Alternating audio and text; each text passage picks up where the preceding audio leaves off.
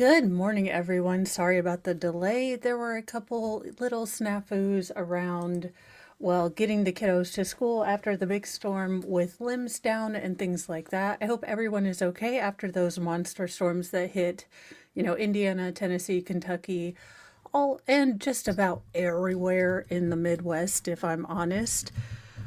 So thank you, Wolfram, for doing your Modly Mod duties.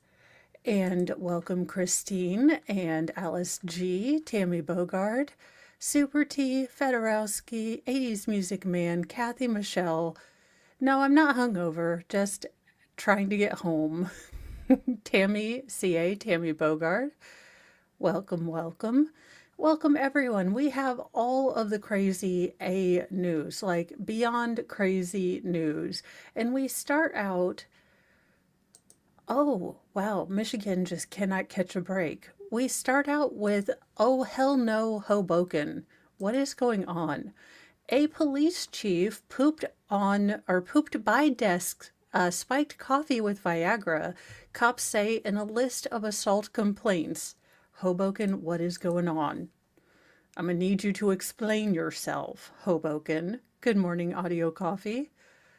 A police chief in Hudson County is being accused of assaulting and harassing his officers in a lengthy list of complaints that includes defecating on floors, exposing himself, attempting to drug coworkers, and sticking a hypodermic needle into an officer's peen. Yeah, I don't think that's in the handbook. Maybe the hand job book, but I don't look as leader of the hand job movement, we don't approve of these sort of work conditions.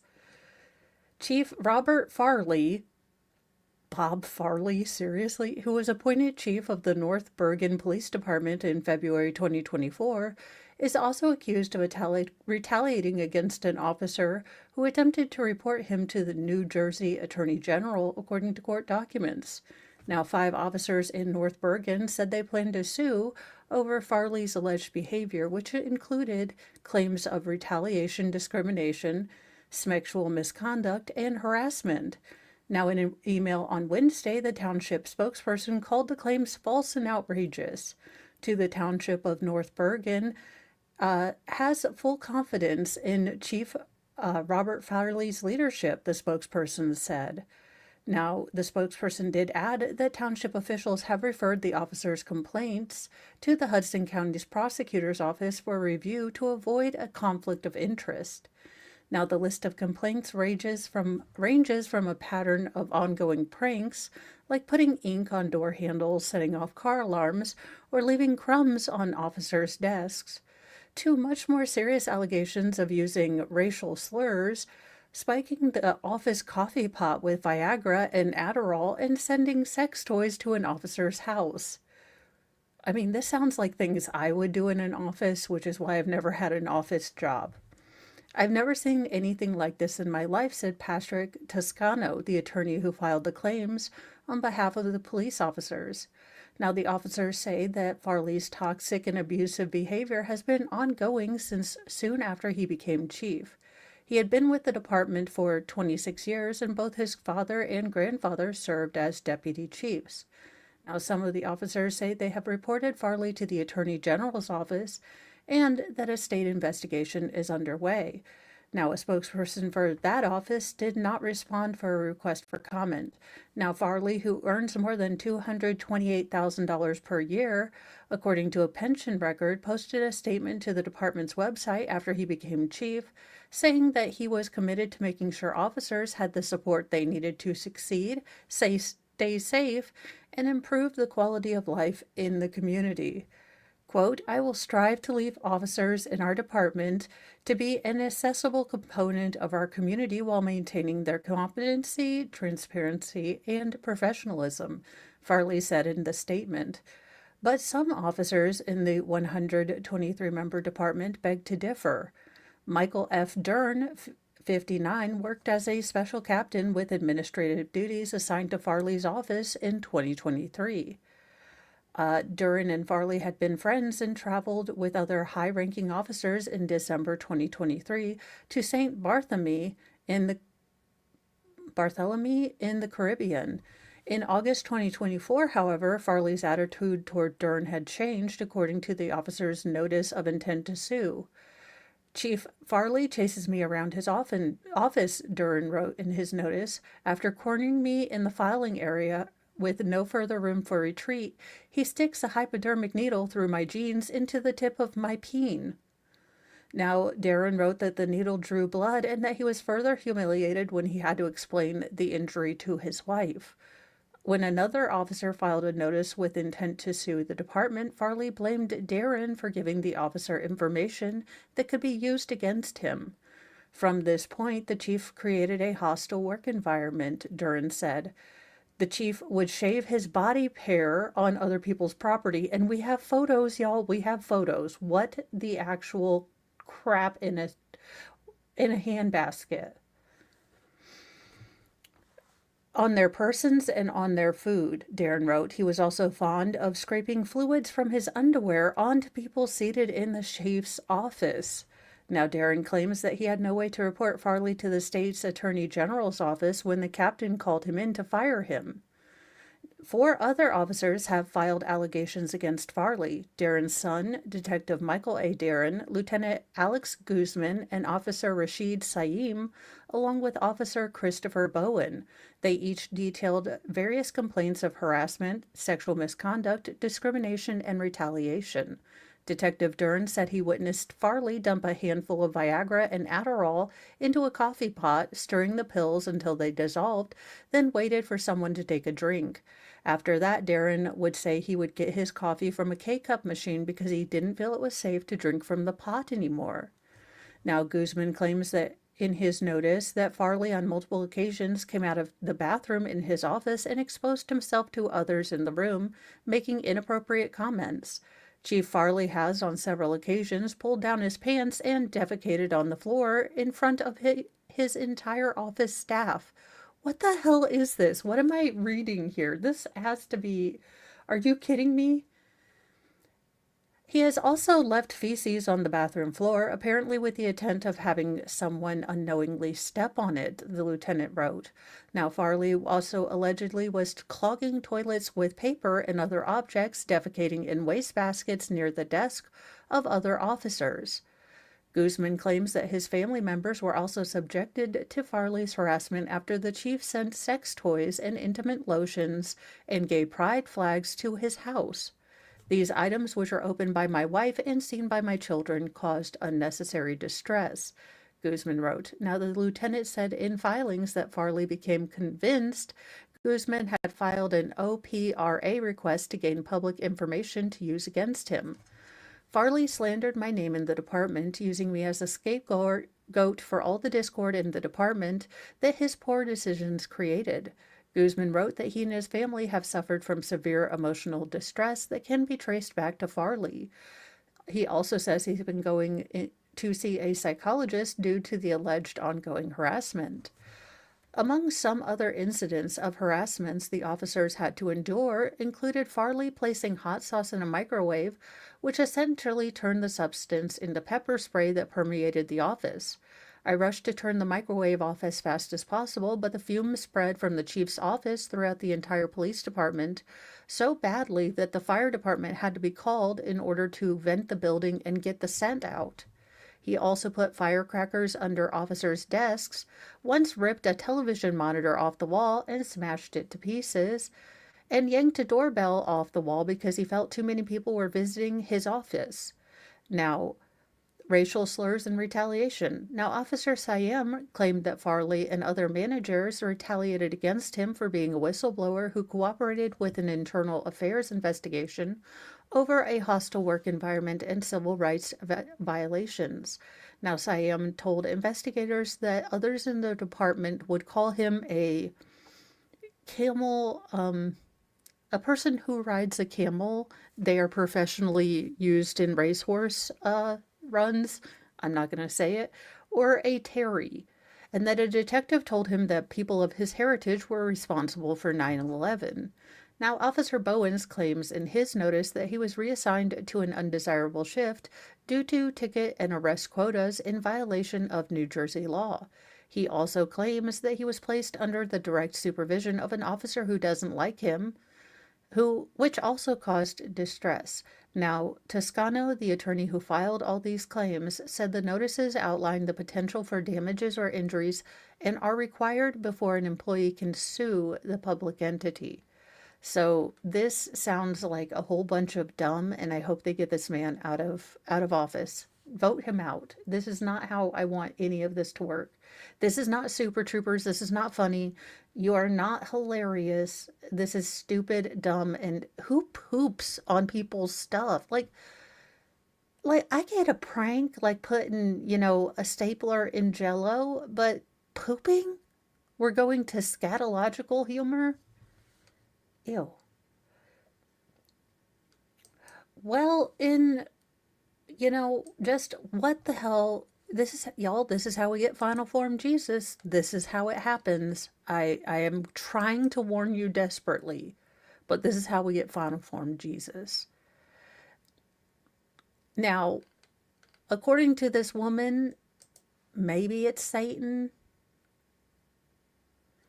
A possessed wig maker told EMTs that she, quote, had the devil in me moments before allegedly mowing down a New York City mom and kids in a horror wreck. The Brooklyn wig maker, charged with fatally mowing down a 32-year-old mom and her two young daughters, first told first responders that she was possessed and that she had the devil in me, sources said on Sunday. Miriam Yarmani, 35, who is facing manslaughter charges in the Saturday afternoon horror at Gravesend, rambled when members of the Hadzutsa Jewish ambulance service reached her overturned Audi, law enforcement told the Post. Now, Miriam had been recently ranting that she was being pursued by the CIA, too, and is now in Bellevue's hospital prison undergoing a psych evaluation before her arraignment, sources said. Now, a funeral was being held Sunday afternoon for the tragic mother, Natasha Sada, and her daughters Diana, 7, Deborah, 5, and Sada's son, 4-year-old Philip, who was also critically hurt in the crash. Yeah, this is insane. Now, Sada's father is set to fly to Israel with the bodies of his daughter and two granddaughters for burial after the funeral, while her husband will stay back with their fourth child, a baby, and sit the Shiva while also monitoring their hospitalized son, according to sources. Now, furniture, including beds, were removed from the home Sunday to make room for the expected visitors during the traditional Jewish period of mourning, according to photos and sources. Now, Miriam, whose driver's license was suspended at the time of the crash, refused to talk to police after the crime, only asking for a lawyer. Now, Miriam's car, which sports the license plate wig maker, and she is going to be a big deal. She probably makes bank. There are certain sects of Judaism in which once you get married, you can never show your real hair in public. Now, some very traditional, conservative, Jewish women will cover their head with a scarf or something like that, but it is also acceptable to wear wigs, and women will invest a lot of money in human hair wigs. These can range up to, $800 to $1,000. It's these, she made bank. Let me just tell you, she made bank. Now, she had racked up more than 93 traffic violations, including 20 speeding tickets that led to more than $10,000 in fines, according to online records. Now, the violations include a March 16th ticket for allegedly speeding through a Brooklyn school zone, as well as 20 speed camera tickets and 5 red light violations since August 2023. Now, dash cam footage of the Saturday afternoon fatal crash shows the overturned Audi mowing down the family as they crossed the road, with several others injured in the crash. Now, police said the car had smashed into an Uber and then went careening into the sidewalk, also striking victims there. Now, Miriam's estranged husband declined to comment on the post. For the family that lost so many members of your family, I hope that you find comfort in people sitting the Shiva with you, with your family going to be at rest with other family in Israel. And I just cannot imagine the pain and everything. And this woman is ridiculous. Why the hell does she still have a car?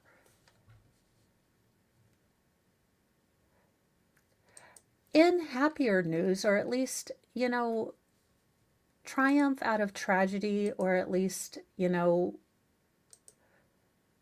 a good sort of thing. The figure skater who lost both parents in the DC plane crash brings the world champion crowd to its feet. Maxim Namov came to the stop in the middle of the ice and looked up at the sky and patted his heart, then mouthed a few words in Russian to his parents. This is for you guys. You guys are with me, and I love you both. The former world's pairs champion, Navim Naravov and Eugenia Shishkakova, had passed away in January when their plane crashed into a military helicopter on approach to Washington, D.C. A total of 67 people were killed, including more than 24 who were returning from a development camp following U.S. figure skating championships in Wichita, Kansas. Maxim Namov, look, I don't know how to say his last name, finished fourth at National and already had returned home. Since the crash, he's become, in many ways, the face of the tragedy, or at least its effect on the skating community. I don't think I've walked through a hallway and haven't been given a hug since, and I feel that support and love, he said Sunday. It's been beyond anything that I could have ever even imagined, and it helps so much to get through this day. It's overwhelming, he said, but it makes my heart so full. Now, he skated in a benefit in Washington earlier this month that raised more than $1.2 million for the victims' families. Speaking to reporters Sunday after performing at the World Championships Gala, he said that at the time he's on the ice, it gives his mind a chance to escape the tragedy. As soon as I hit the ice, my brain just, I don't know whether it's focus or calmness or stillness or what, but it feels like I tune everything out and I'm just talking with them and they're helping me. I don't hear the crowd. I don't hear the announcers. I don't hear anything. I just have this internal dialogue and I'm able to almost be calm and just be in my heart. They're always there too. Every time I think of them, especially when I'm on the ice, it really helps me get through. The World Championships, which had previously been scheduled at the home of Boston's Celtics and Bruins, brought a new or renewed attention to the plane crash in the century-old skating club of Boston, which has been home for Olympians and recreational skaters alike. There was a tribute Wednesday sandwiched between the day's two sessions, a frequent reminder of the tragedy. Let's see here. Alyssa Efmova and Misha Mitrofanov, who placed sixth in the pairs this weekend, held up pictures of the Boston club members who died in the crash, two young skaters and their mothers and two coaches. Reigning U.S. champion Amber Glenn wore a t-shirt honoring the memory of the young skaters that were lost. So, just wonderfully beautiful, and for everyone to support them, just hopefully he can use his time on the ice to heal. You're never going to heal fully. Grief doesn't go away. Your life gets bigger, but it's still always going to be there. But your life grows around it.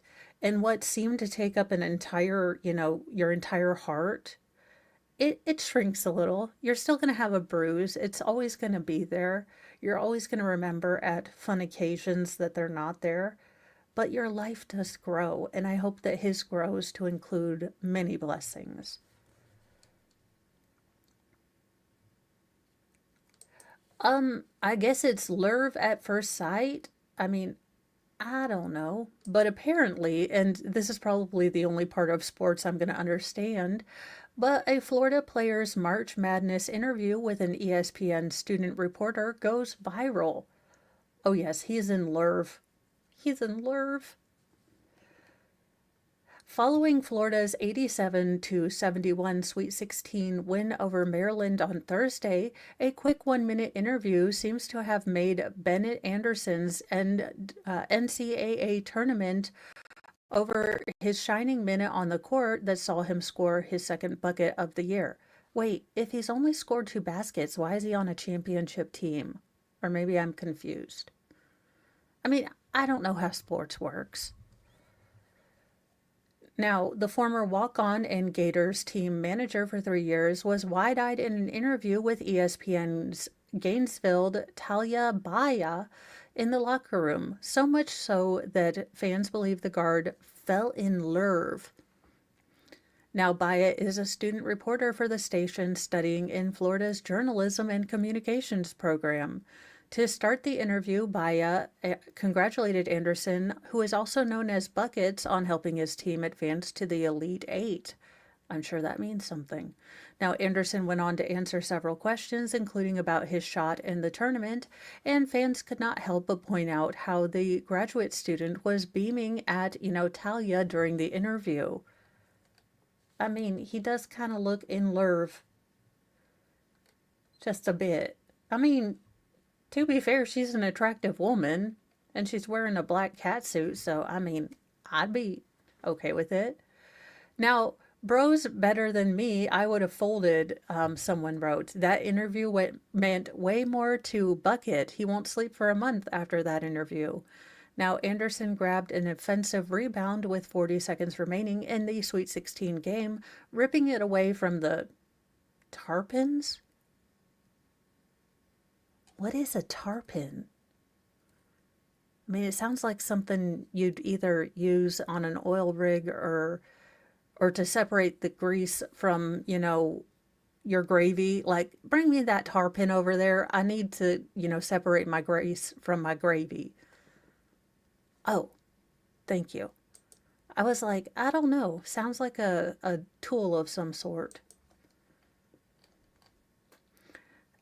However, in the Elite Eight matchup, Anderson didn't see any minutes. Still, Gators earned an 84-79 victory on Saturday after what was a 30-point night from senior guard Walter Clayton Jr. Now, sophomore forward Thomas Howe delivered 20 points, and graduate student Aaliyah Martin added 10. Now, Florida is waiting to hear its Final Four opponent, which will be determined by the Auburn-Michigan State contest on Sunday evening. These sports articles, when I read them and I know these words mean something in a context to which I don't know, but I'm always sort of confused by them. But yay, Florida, and marry that girl before she gets away. Well, possibly if you're going to try to unalive your wife, don't be a massive dick beforehand because people will remember. A doctor accused of trying to unalive his wife on a Hawaiian cliff was prone to quote-unquote extreme jealousy and allegedly called his son moments after the attack. Yeah, don't be a giant dick your entire life. The doctor accused of trying to unalive his wife on a scenic hike in Hawaii had suspected her of having an affair months earlier and allegedly told his adult son that he, quote, tried to kill her, end quote, in a phone call after the near-fatal attack, according to reports. Now, Gerhard Koning, a 46-year-old anesthesiologist, was charged Wednesday with second-degree attempted murder after he allegedly attacked his wife, Ariel Koning, 36, at the Palai Lookout, a famous panorama vista on Oahu. Now, the couple has been married for 6 years, but over the months leading up to the attack, their marriage has started to fall apart, according to Island News. Now, Ariel is a renowned nuclear engineer and filed a restraining order against her husband Thursday and told the court that he had become prone to, quote, extreme jealousy and has attempted to control and monitor all of my communications. She claimed her husband, whom she wed in 2018, accused her of cheating on him in December. However, in an attempt to salvage their marriage, Ariel said that they had been participating in both couples and individual therapy. Now, the couple's relationship started to improve from therapy, she said, and they decided to plan a weekend getaway to Oahu to celebrate Ariel's 36th birthday with just the two of them, leaving their two young children, ages 2 and 5, at home. Now, the day after arriving on the island from their home in Maui on March 23rd, Koenig suggested they take a hike at a trail near the Palai Lookout, where he allegedly flipped because his wife refused to take a picture of him. He allegedly tried to push his wife off the trail, then punch her and hit her with a rock at some point, even tried to jab her with 2 syringes. I do not know what was in the syringe, but Gerhard is an anesthesiologist and has access to several potentially lethal medications as a part of his employment, she wrote in the filing. Now, Koenig was stopped when 2 women on the trail heard Ariel's screams for help and intervened. Ariel was rushed to Queens Medical Center in critical condition with multiple facial and head injuries. Now, Koenig was arrested later that evening near Palais Highway after a brief foot pursuit. They look so normal-ish, although now I don't know if it's because I know what I know about him, but there is something deeply discomforting to me about him in this picture. I don't know why. It looks like he is such a mask. It is such a mask. Ma'am, you should have run. Now, the nuclear engineer told the court following the attack that she learned that her husband had called one of his adult children from a previous marriage on FaceTime and allegedly confessed to trying to unalive her. And Kay, thank you for being a member for 4 months. The Church of Mo loves it, just loves it. You get an honorary order of dark chocolate. I'm gonna have to come up with orders in this church. Quote, I just tried to kill Ari, but she got away, Ariel claims in the filing that Koenig told his child. Now, Koenig is currently being held at the Oahu Community Correctional Center, and here's his mugshot. His bail previously had been set at $5 million, but Ariel wrote to the court that she's afraid for herself and her children and the rest of her family if her husband is released, and a judge ordered him to be held without bail on Friday. Now, Koenig, who has previously worked as a University of Pittsburgh professor and a UPMC anesthesiologist, was employed by an independent contractor to provide medical services as an anesthesiologist in Maui. Maui Health is committed to patient safety and upholding the highest care standards, Maui Health said in a statement last week. We have been made aware of the allegations against Gerhard Koenig, MD. Dr. Koenig has been suspended from medical staff pending an investigation. He is employed by an independent entity contracted to provide medical services at various medical facilities on Maui, including Maui Memorial Medical Center. So he's just not, he's not going to be doing that anymore. Also, sir, don't confess to your crime to someone. What is going on here? In a happy story, wedding photos mysteriously appeared on Missouri lawn, and it turned out they took a remarkable journey. When an EF3 tornado roared through Poplar Bluff, Missouri, it upended the lives of thousands of people and scattered their belongings in every direction, both the replaceable and the irreplaceable. Our house was a total loss, said Darby Russum, who was forced to relocate with her husband Trendell. Now, the storm brought 138-mile-per-hour winds, according to the National Weather Service, damaging hundreds of homes and businesses. It took off our entire roof, took out our whole shed, crushed our carport in, said Darby. There's so much damage in that area, tons of people are needing help. Nearly everything outside her basement was ruined, Darby explained, leaving them to collect few personal items that could be salvaged. Now, the next morning, nearly 100 miles away in Brazu, Missouri, winery owners Bonnie and Doug Hemmen drove by their front yard to find wedding photos scattered on the grass. Now the couple turned to Facebook to see if someone recognized the bride or the bridesmaids in the picture. Does anyone know who these beautiful ladies are? We found this in our yard after the storms last night, and we would love to give them back to them. Meanwhile, 50 miles from Poplar Bluff in Marble Hill, Missouri, another stranger found wedding photos in a field and put them on Facebook. Social media's ability to unite the community quickly began to shine through. In less than 3 hours after the post went up, people started recognizing and tagging a few of the bridesmaids. Those irreplaceable photos showcasing a precious memory all pointed back to one place, Poplar Bluff, and the bride was Darby. After their unlikely 100-mile journey through the airs, the photos found in Brazil were already being mailed back to Darby, and those found in Marble Hill have been offered back to her as well, 16 months after her wedding. I just want to say thankful, and we are completely grateful, Darby said. In Poplar Bluff, the community has been supporting their own, working to recover from significant damage left by the twisters and save as many precious memories as they can. Darby said she's been shocked by the number of people offering their labor and donations to help. We never expected so many people to be reaching out, trying to help, and we're just very grateful.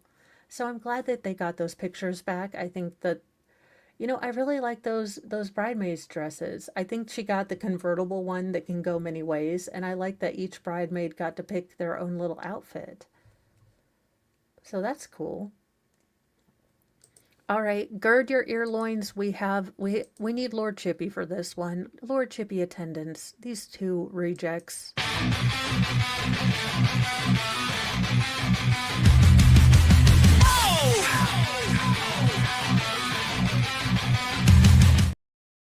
Now, these two idiots with smooth brains, these two mental midgets, if you will, decided that they were going to fire nearly 100 freedom seeds. Yes, that's right, 100, not bottles of beer on the wall, but bullets, into the apartment of a romantic rival, but they killed the wrong man. Absolute morons. And this dude smiling, I hope you were Hyde. Ugh. A Texas teen believed his girlfriend was cheating on him, so he and a friend allegedly went to the apartment of his perceived romantic rival and fired a hail of bullets.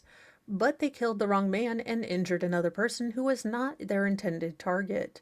Fernando Amaya and Christopher Portillo Luna, both 17, stand accused of murder and other charges in the death of 41-year-old Marcos Catos Torres, Houston police said in a press release. Now, cops responded shortly before 1 a.m. on March 18th to an apartment complex in West Houston for a report of a person down. When they arrived, they found that 2 men had been shot. Now, paramedics discovered Cato Torres unresponsive and lying in an upstairs bedroom, suffering from gunshot wounds to the back of his head and other parts of his body. They unfortunately had to pronounce him dead. The second victim was also suffering from a gunshot wound to his buttocks. He got a Forrest Gump, if you will.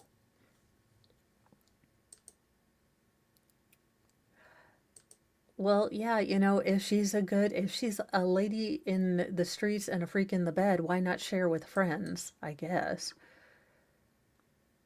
Now, according to a probable cause arrest affidavit, another occupant of the apartment said his younger sister, a minor, was dating Amaya. Police said the girlfriend was cheating on him with another man who lived in the apartment, but he escaped injury.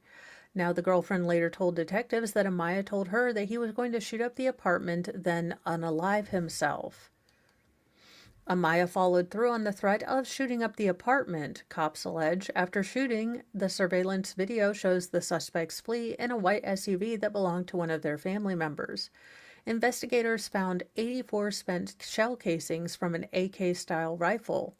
Images of the scene filmed by local ABC affiliate KTRK showed windows boarded up and numerous bullet holes in concrete walls.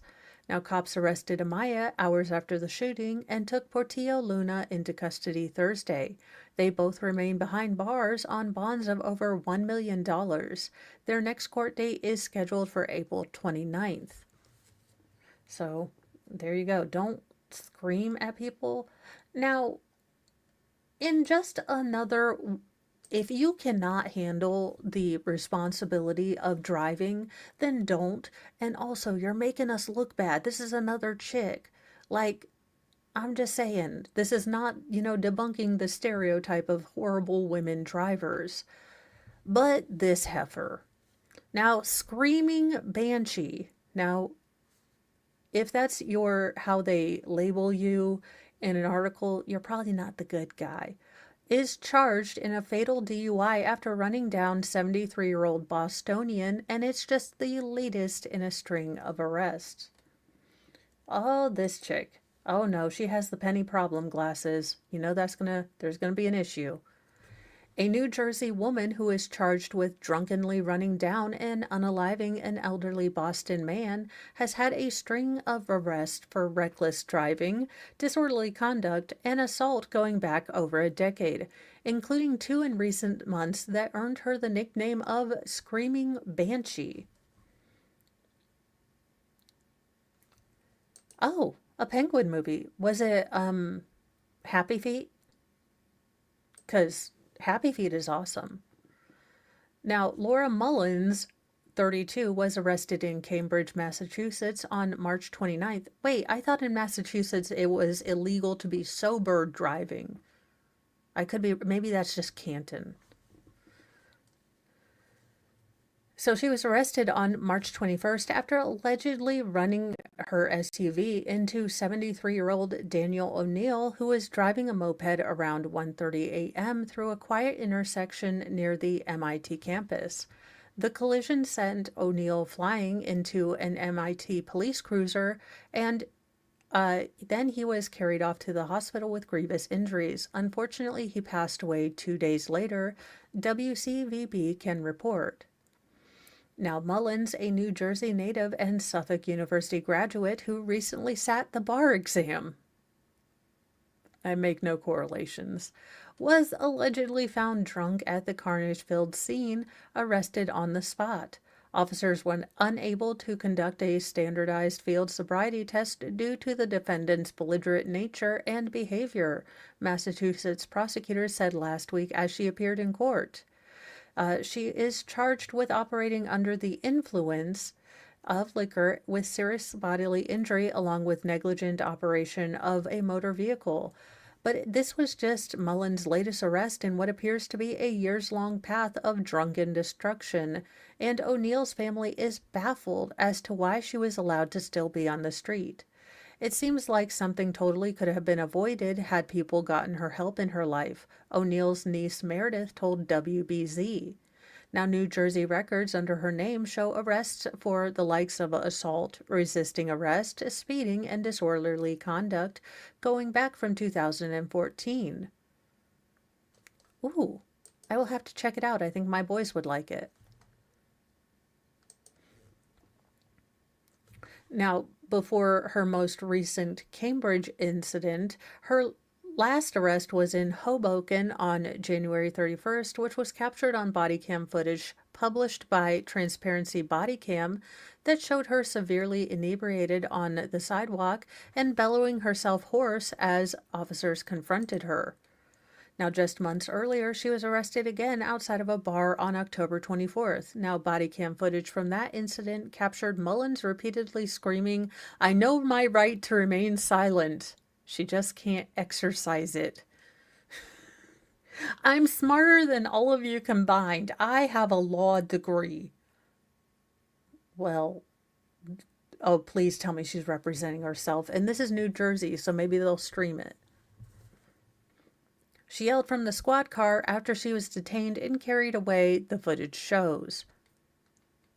Now, in a third video from January 2023, she was filmed apparently wasted hurling abuse at officers who responded to calls from neighbors who said she had drunkenly picked a fight with them. Now, Mullins was finally restrained and hauled off to a hospital because of her inebriation in the incident, which appears to have earned her a charge of assault on a law officer. Now, Mullins may have been severely injured in a car accident in Arizona, according to a 2023 GoFundMe, though the details of that incident remain unclear. On Thursday, February 9th, Lauren was involved in a terrible accident in Scottsdale, Arizona.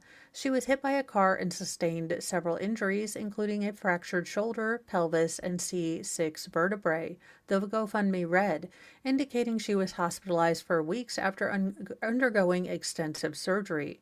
Now, prosecutors with the Middlesex County District Attorney's Office said she also had a record in Massachusetts. Now, Mullen's attorneys argued in court that she was curable and claimed that her recent behavior was not a lifelong pattern. Oh, I forgot that. Now, O'Neill's niece disagreed. She doesn't feel any remorse. She's not sorry. She's only sorry because she has to pay for it, O'Neill said. Now, following pleas from prosecutors, Mullen was ordered to be held on an increased $65,000 bail. Now, I don't know how New Jersey is, if you have to have 100% like I think Wisconsin, or if you can go on 10%. I don't know. I don't know why anyone would bail her ridiculous behind out, especially if she's a belligerent, nasty drunk. Now, things you never thought you'd see happen, but do happen. That's an L for loser, sir. A Texas man allegedly calls 911 after injuring himself during an alleged car dealership break-in. Yeah, it looks like he looks about the type that would call while committing a crime and he got a boo-boo. An attempted burglary was thwarted at a Texas car dealership after a man called 911 to report that he had been injured in a break-in, police said.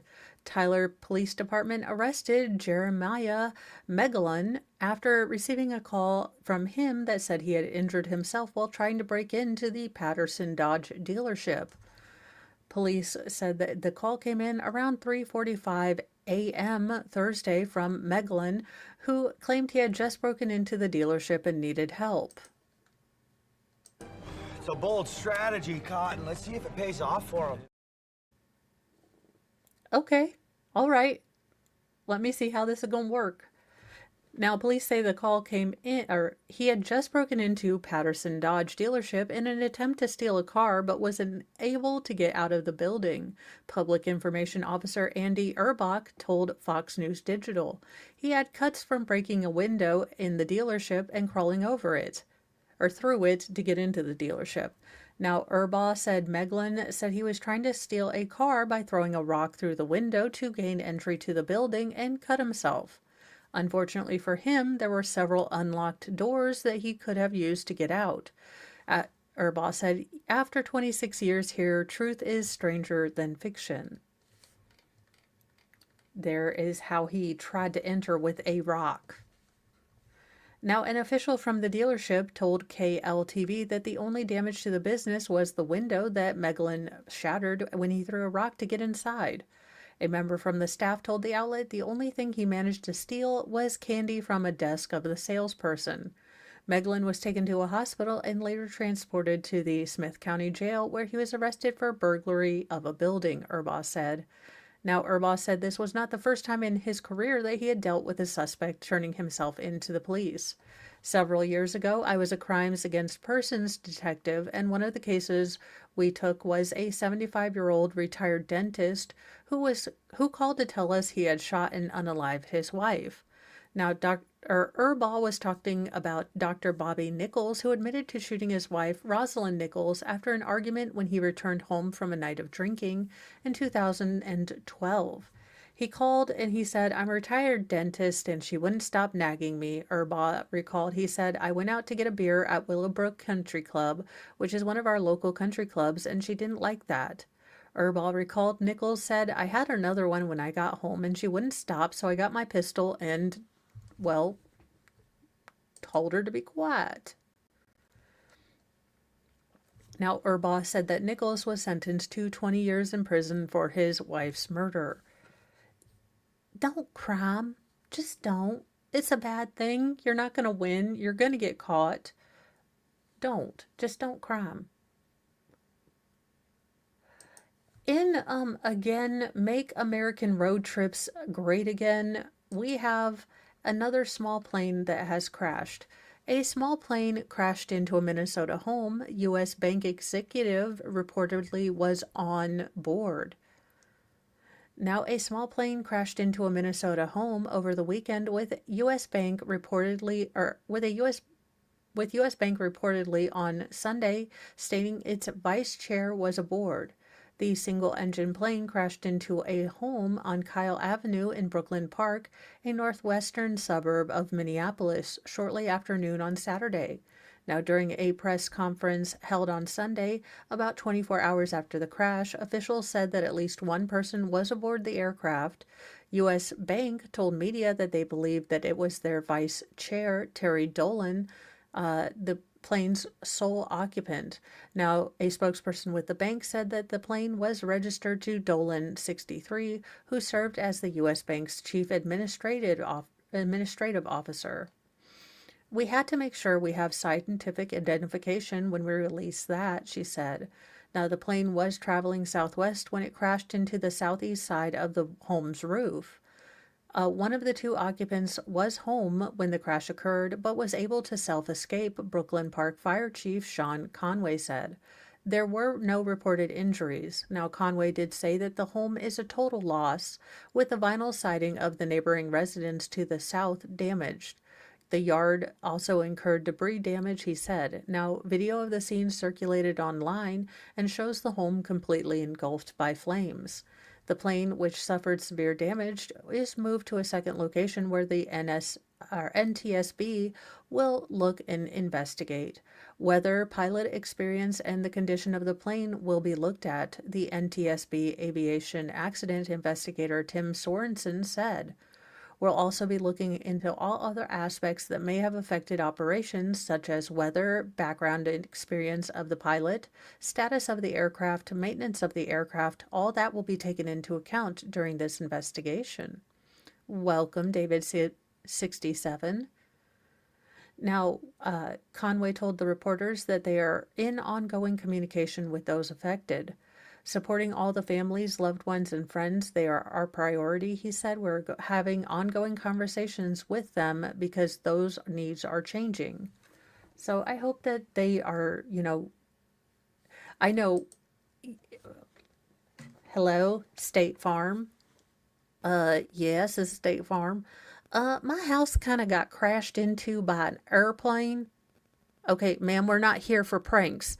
No, I mean it done gone viral. Like my house is the inferno which you see on your Twitter feed or X feed. Oh, you're that house. Okay, well, ma'am, we'll be able to help you.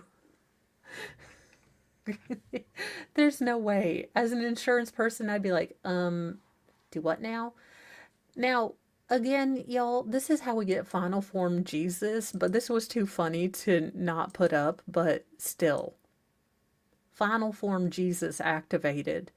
In the streets, it's a rumble in the streets. 4 were arrested after a scuffle as both Christians and Satanists hold dueling rallies. Oh my God, did the Christians have super soakers full of holy water? Because that's my jam right there.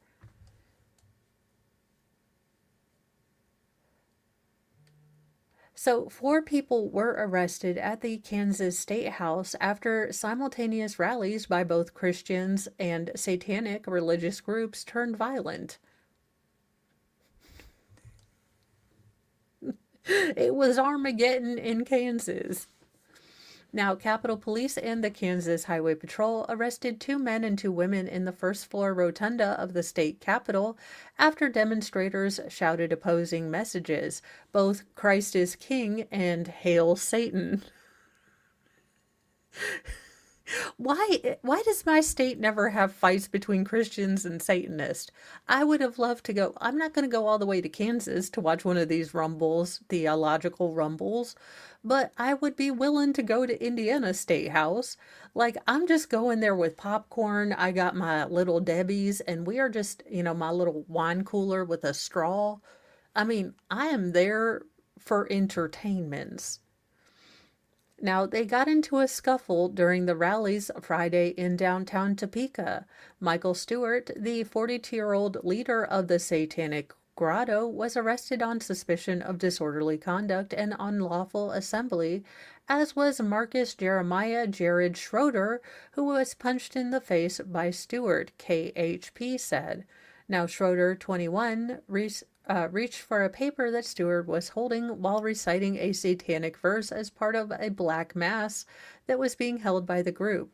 Now, Schroeder was arrested on suspicion of disorderly conduct, too. They were all disorderly. I know.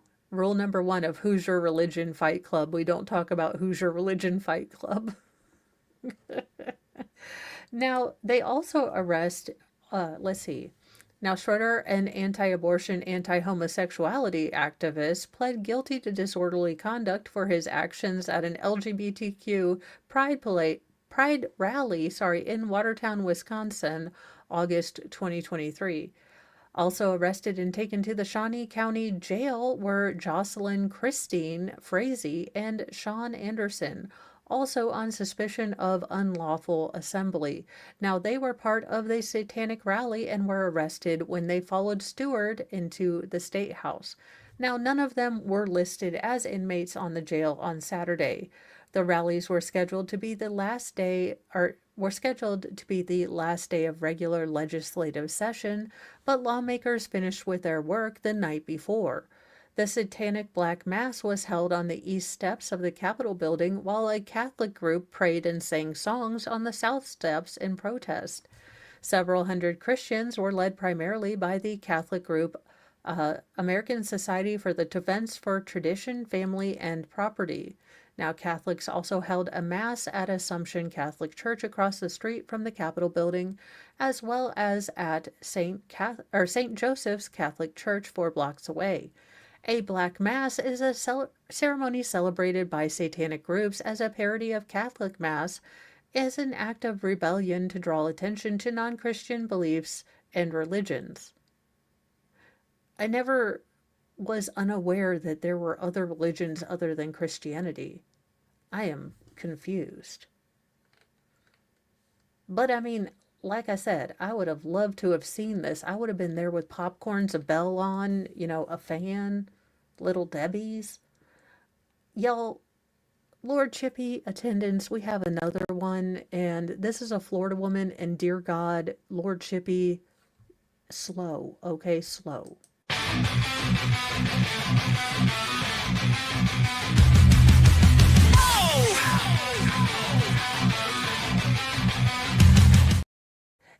I have no words. I have no words, y'all. I have no words. A Florida influencer and dog mom filmed herself having smexy times with a pet chihuahua. No, I did not read that wrong. No, you are not in another dimension. Yes, this is real news. Yes, it was on the New York Post. And again, New York Post, thank you for having a video that has nothing whatsoever to do with that poor chihuahua has seen things. You can see it in his eyes. He's like, help me. And she has a kid? Oh, hell no. Ew, ma'am, you are excommunicated from the Lady Woman Club. Ew, just ew. Florida influencer, oh, I already read that. A Florida influencer and dog mom filmed herself having the smexy time with her pet chihuahua before posting these sickening videos on Instagram. Why? Logan Guminski, 27, of Osceola in Marion County, allegedly shared the horrific clips with her 15,000 followers on Instagram. Now, the influencer was arrested March 21st and charged with 2 felonies: sexual activity involving an animal and filming sexual activity involving an animal, the Marion County Sheriff's Office said in a statement posted on Facebook. In the post, she is seen walking from a squad car into the police station in handcuffs. She had a glum expression as she entered the station wearing pink sweatpants and a gray hoodie with the word Chicago on it. Now, cops received an anonymous tip in January that Kaminsky had, quote, posted a video to Instagram depicting activities with a dog. I mean, she is not hot enough for any of this to be kosher, and no one is hot enough for this to be kosher. Quote, on January 28, 2025, Detective Batts received information from an anonymous tip that Gumsky had posted a video on Instagram depicting activity with a dog, the statement read. Now, through her investigation, Detective Batts located several photos and videos of Kaminsky with the abused animal. She also gathered additional information which confirmed that Kaminsky was the person identified in the video. Now, Kaminsky describes herself as a dog mom on the internet and a content creator who generally or generates sexually explicit photos and sells them to the internet, the police said during her interview. She also admitted to creating and sharing the video with another social media user who requested it and paid $500. Ew. What? Who the hell wants to say? No. No. Ew. Oh, no. You paid 500. Ew. Now, multiple posts are of her, kissing her dog, and those are the general things that she would put on Instagram, which her Instagram account is still active as of Sunday. Oh my God, these dogs look terrified. They're like, get me out. This woman is terrible. One post showed her using a feature supposed to show what your man looks like before a picture of what a dog appears above her head. What can I say? They're quite literally my whole world, she captioned the post, which featured a compilation of her and her dogs. Now, that was dated March 13th, over a week before her arrest. Now, she shared a new dog that she had apparently just obtained in March just before her arrest. Introducing the newest member of the family, say hi to Juniper, aka Junebug, she wrote in a caption accompanying a video of a playful puppy. Now, she was released on a $10,000 bond March 22nd and is due to appear in court for arraignment hearing on April 22nd, according to documents. Y'all, I have no words.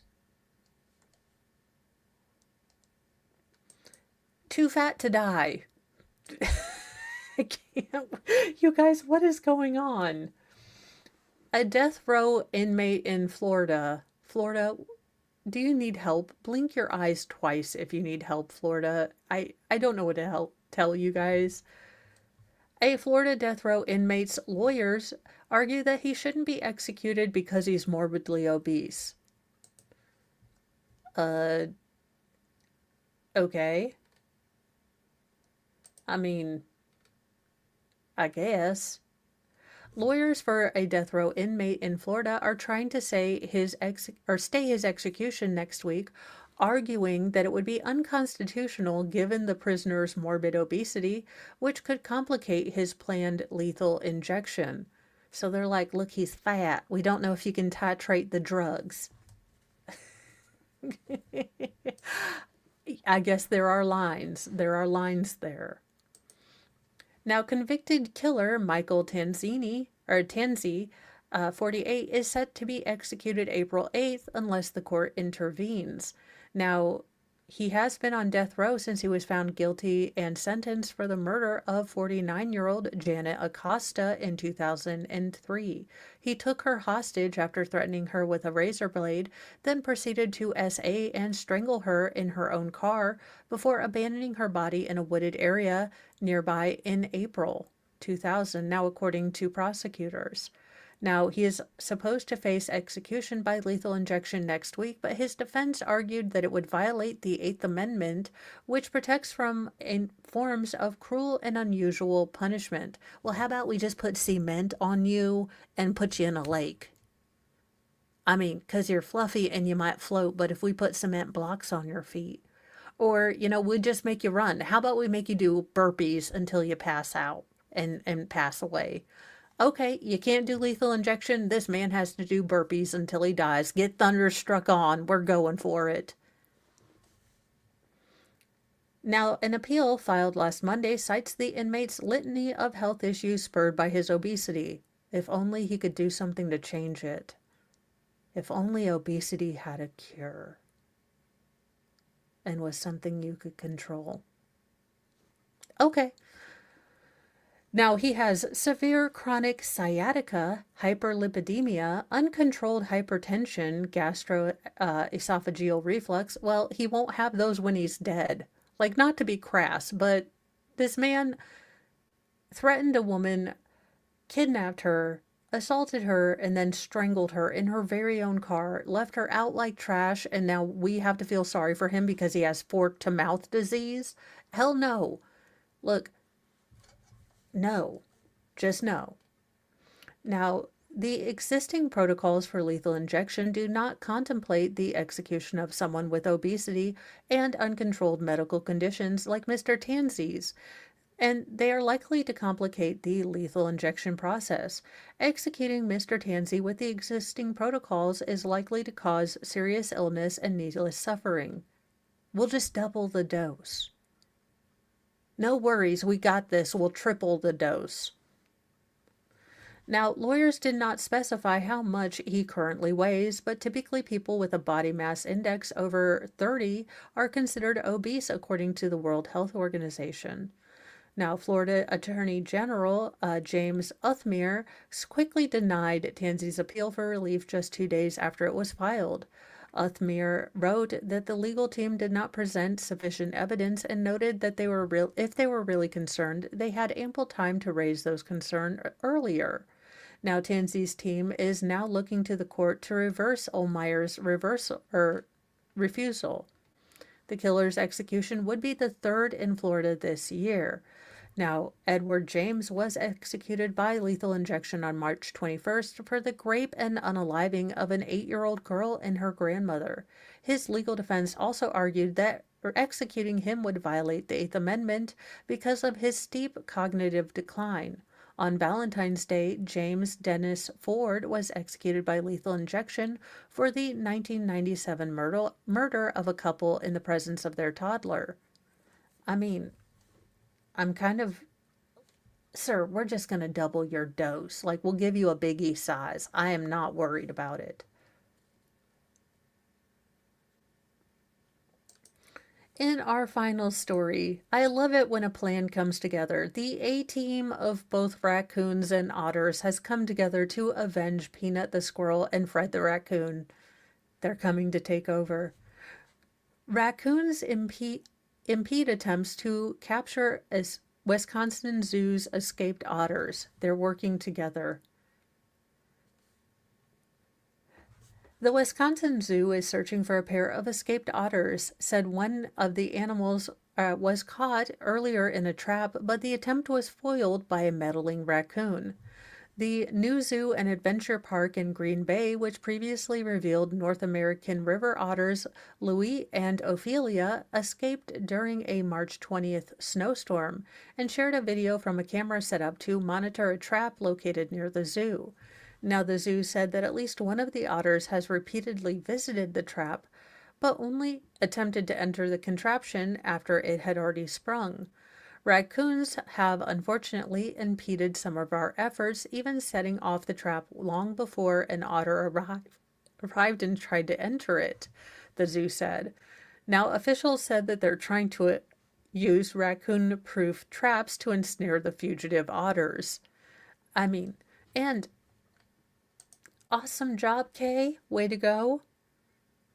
So, again, the union of giant American otters and trash pandas. We are going on a march. They will bring justice for Peanut and Fred, the two lovely, rescue animals that New York State executed, basically. But I love it when a plan comes together and woodland creatures are not trying to attack me. I hope that you guys enjoyed this morning with Mo. I will be sending you off to the Petty Express. We will be finishing up day 2 in the Linda Sturmer retrial and then hopefully getting going on today. I have heard that there might not be court today in that, so we will definitely finish up day 2 and then we We will see what happens if they're having court today. We will hop on to that. But I hope you guys enjoyed this Mornings with Mo, the best place to get the news you never knew you always needed. Don't forget to do all the YouTubey things, like, subscribe, leave a comment, share with friends, all those big old things that really help out. I appreciate it so much, and I know other content creators do. If you haven't heard it from anyone, or you just need to hear it today, you are loved just as you are. Be kind to yourself, be kind to others, but carry a sassy mouth and a can of bitch fire, because kindness does not equal doormat any longer. Bye, you guys.